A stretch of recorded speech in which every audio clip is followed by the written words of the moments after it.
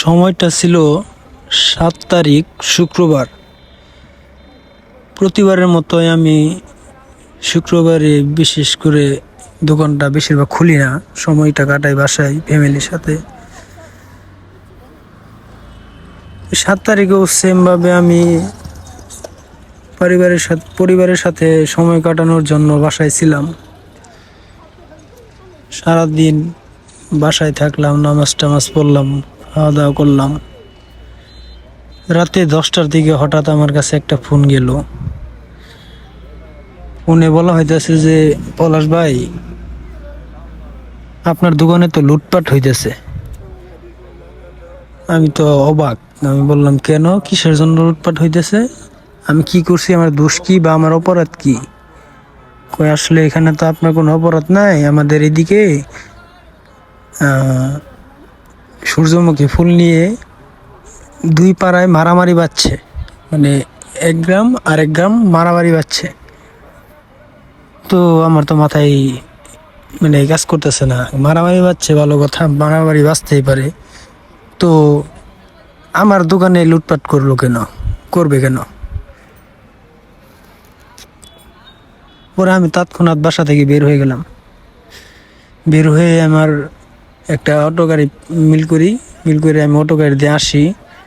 বাজারের কাছাকাছি আসে দেখি যে রুটঘাট পুরা ব্লক, রাস্তায় অনেক ইট, রাস্তায় আগুন ধরানো। অনেক কষ্টে আমি দোকান পর্যন্ত আসি, দৌড়ে বা হাইটে আসি। আসার পর দোকানে এসে দেখি আমার এই অবস্থা।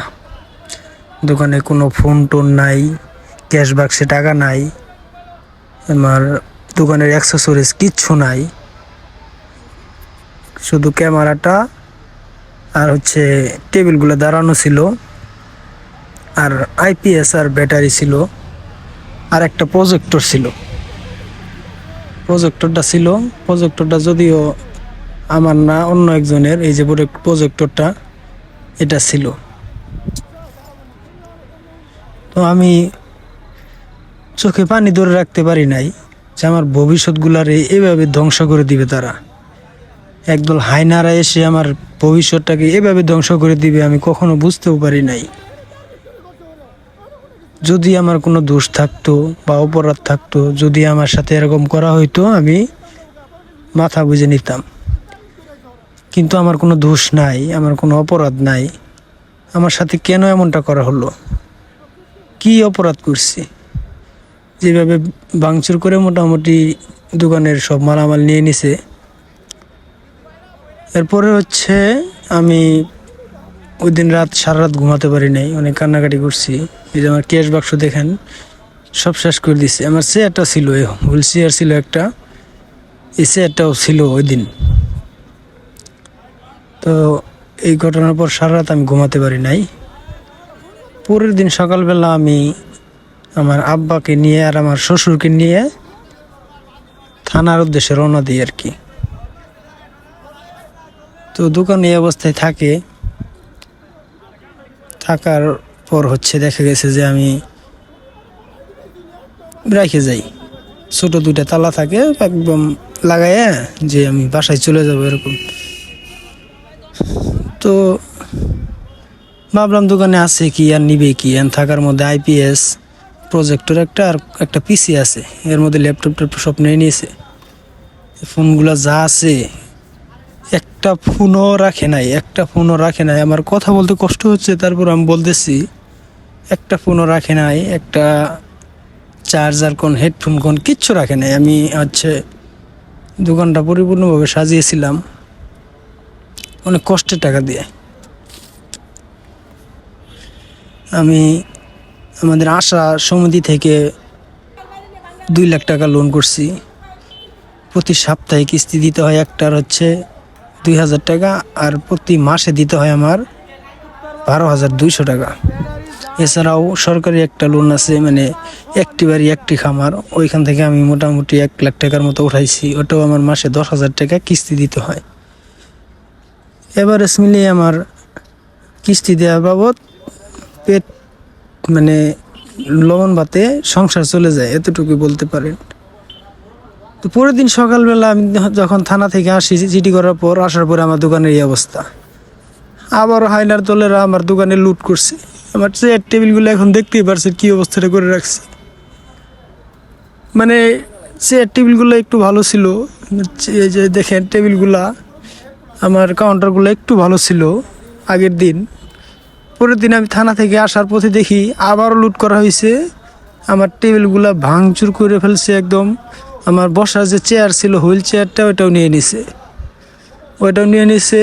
আমার আইপিএস হচ্ছে ব্যাটারি যা আছে সমস্ত কিছু লুট করে তারা নিয়ে নিছে। আমাকে রাস্তার ফকির বানিয়ে ফেলছে একদম, আমাকে পুরা রাস্তার ফকির বানিয়ে ফেলছে। দেখেন এই র্যাকটা পরিপূর্ণ ভর্তি ছিল আমার মাল দ্বারা। দোকানে এখন একটা পয়সার কোনো মাল আমার নাই। আমার ইলেকট্রিকের যত মাল ছিল, হট গান, তারপরে হচ্ছে ওই মোবাইল সার্ভিসিং করতে যা যা লাগে মোটামুটি সবগুলাই ছিল। কিচ্ছু রাখে নাই। যেটা নিয়ে যাওয়ার উচিত ছিল সেগুলো নিয়ে নিছে, আর বাকিগুলা ভাঙে চুরে সর্বনাশ করে ফেলছে। আমার কি দোষ ছিল? আমি তো এটাই বলতেছি বারবার, আমার কোনো দোষ থাকলে আমাকে এভাবে শাস্তি দিলে আমি মাথা পেতে নিতাম। আমার দোষটা কোথায়? আমার অপরাধটা কোথায়? আমি এখন কার কাছে যাব? কিভাবে আমি কি করব? এই যে আজকের ঘটনা দেখেন, আমি দোকানে এখন তালাও দিয়ে রাখি নাই। তালা দিয়ে লাভ কি? আমার দোকানে তো 1 টাকার কোনো সম্পদ নাই, 1 টাকার কোনো মাল নাই। এই দেখেন আমি এমনি খুলে ফেলতেছি। শাটারও অনেকটা হার্ড হয়ে গেছে, হয়তো কুপাকুপি করার কারণে শাটারও ঠিকভাবে উঠতেছে না। এই হলো আমার দোকানের বর্তমান অবস্থা। তো আজকে আমাকে জজকোর্ট থেকে ডাকা হয়েছে। আমি জজকোর্টে গিয়েছিলাম। তো সেখানকার ক্যাপ্টেন এবং কি সে কি বলে, এই ক্যাপ্টেন আর হচ্ছে এই কি বলে এসআর না কি যেন, মানে পুলিশের বড় কর্মকর্তা আর কি, আমাকে বলতেছে যে এটা আসলে আমরা মামলা নিব না। মানে আমাদের সবার উদ্দেশ্যে বলতেছে এটা তারা কোনো মামলা নিবে না। আমি যে গত শনিবারে আমি মামলা করে রাখছিলাম, ওটা ওরা গ্রহণ করে নাই বা করে নাই। আজকে তারা আমাকে ডাকছে, আমাকে না আরও অনেকেই ডাকছে, দুপক্ষের, তাদের 2 পক্ষেও ডাকছে, আমাকেও ডাকছে। আরেকটা কথা, আমার বাসা কিন্তু এইখানে না, আমার বাড়ি কিন্তু এই 2 গ্রামের 1 গ্রামেও না। যে 2 গ্রামে মারামারি বাচ্চা, আমার এই গ্রামে বাড়ি নাই। 2 গ্রামের থেকে 1 গ্রামে আমার বাড়ি না। আমার বাড়ি হচ্ছে আরও 4-5 গ্রাম পরে আমার বাড়ি। তো ডিসি সাহেব বললেন, ক্যাপ্টেন বললেন যে এটা আসলে কোনো মামলা হবে না, আপাতত মামলা হবে না, এটা আপনারা নিজেরা সমাধান করেন। মামলা আমরা নিব, অবশ্যই মামলা নিব, তবে আপনাদেরকে 15 তারিখ পর্যন্ত সময় দেওয়া হলো। 15 তারিখ পর্যন্ত সময় দেওয়া হলো। যদি আপনারা 15 তারিখের মধ্যে আপনারা নিজেরা সমাধান হইতে পারেন, আপোষ হইতে পারেন, তো হইলেন ভালো কথা। না হলে 15 তারিখের আমরা মামলা নিব। এই পর্যন্ত আপনারা সুন্দরভাবে ব্যবসা বাণিজ্য করতে পারেন, জার্জির দোকানপাট খুলতে পারেন, ব্যবসা চালিয়ে যেতে পারেন। আমার কথা হচ্ছে এখানে তো আমার হচ্ছে বসার একটা জায়গা নাই। আমার পরিস্থিতি কি আপনারা হয়তো দেখতে পারতেছেন বা বুঝতে পারতেছেন। আমি এখানে কই বসবো, কি ব্যবসা করব, আর হচ্ছে কেমনে কি করব, আমি তো মানে বুঝে উঠতে পারতেছি না। ডিসি সাহেব বা ক্যাপ্টেন সাহেব তো আমার জানে না যে আমার দোকানের কি অবস্থা, কি পরিস্থিতি। যদি জানতো এই কথা তো আমাকে বলতে পারতো না বা আমাদের বলতে পারতো না। আর হচ্ছে সবারই মোটামুটি দোকানপাট মোটামুটি সুস্থ আছে, ভালো আছে, কিন্তু আমার দোকানটা যে এত পরিমাণে এভাবে ধ্বংস করছে, তারা ভাবছে যে হচ্ছে এই দোকানদার বা এই পলাশের বাড়ি তো এখানে না, ওর বাড়ি তো আরও 2-4-5 গ্রাম পরে। তো ওরে আমরা যদি ধ্বংস করি, দেখা যাচ্ছে যে ও কোনো প্রতিবাদ করতে পারবে না। তাছাড়া পলাশ হচ্ছে একদম অসহায় মানুষ, কিচ্ছু করতে পারবে না। এটা ভেবে হয়তো আমার দোকানটা এভাবে লুটপাট করছে। আমি কুরিয়ারে অনেক মাল নিয়ে আসছি কিছুদিন আগে আমার ভাতিজার নামে। যাই হোক, এই যে দেখতেই পাচ্ছেন, এটা আমরা থেকে নিয়ে আসছিলাম, হচ্ছে এই যে ঢাকা চকবাজার থেকে নিয়ে আসছিলাম। যাই হোক, এরকম অনেক মাল, কি বলবো, আমার পুরা সর্বশান্ত করে ফেলছে আমার একদম।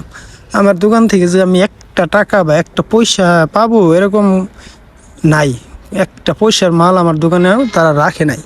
আমার দোকানে অ্যান্ড্রয়েড ফোন ছিল 28টি, বাটন ফোন ছিল 17টির মতো, ল্যাপটপ ছিল, কম্পিউটার পিসি ছিল, প্রজেক্টর ছিল, ক্যাশ বাক্সে 2,12,000 টাকা ছিল।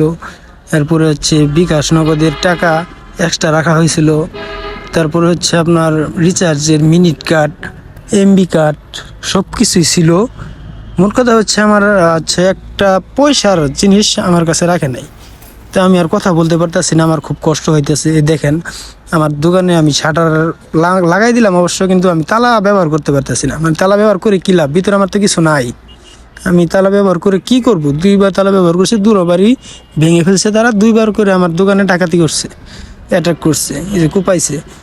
তো আমি দুর্বল দেখে, আমাকে অসহায় ভেবে এভাবে তারা আমার ক্ষতিগ্রস্ত করে দিল। আমি এটা থেকে কিভাবে সোজা হয়ে দাঁড়াবো?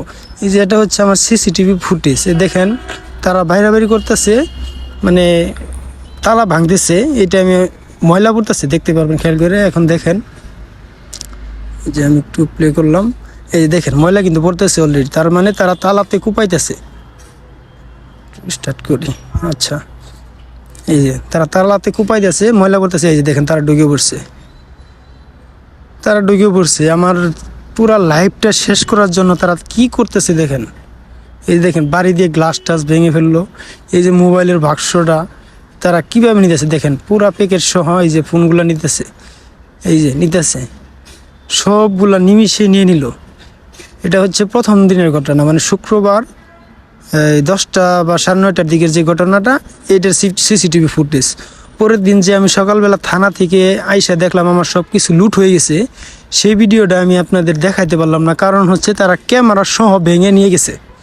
তারা আমার ক্যামেরা সহ সব কিছু নিয়ে নিছে। পরের দিন তারা হয়তো দ্বিতীয়বার লুট করার কারণ এটাই যে প্রথম আমি মামলা করতে কেন গেলাম, আমি তো অসহায় লোক, আমি কেন মামলা করতে গেলাম, এটা ভেবে তারা হয়তো পরবর্তীতে যা ছিল সব কিছু আবার ভেঙে নিয়ে গেছে। এটা আমার শুক্রবারের সিসিটিভি ফুটেজ। কিন্তু শনিবারে যে পরবর্তীতে আবার আমার অ্যাটাক করছে, ভাঙছে, সেটা ফুটেজ আমি দেখাতে পারলাম না।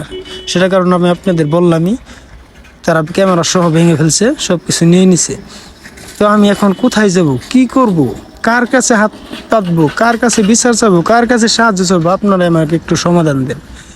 আমি যদি এই সঠিক সমাধান না পাই, দেখা যাচ্ছে আমি এই দোকানের ভিতরেই এমন একটা কিছু করে বসবো, তখন কিন্তু প্রশাসন ঠিকই বিচার করবে। আমার নিরুপায় হয়ে গেলে আমার আর কিছু করার থাকবে না। আমার পরিস্থিতি বর্তমানে এমন নাজেহাল করছে, মানে সামনে বৃহস্পতিবারে আমার 12,000 টাকা কিস্তি।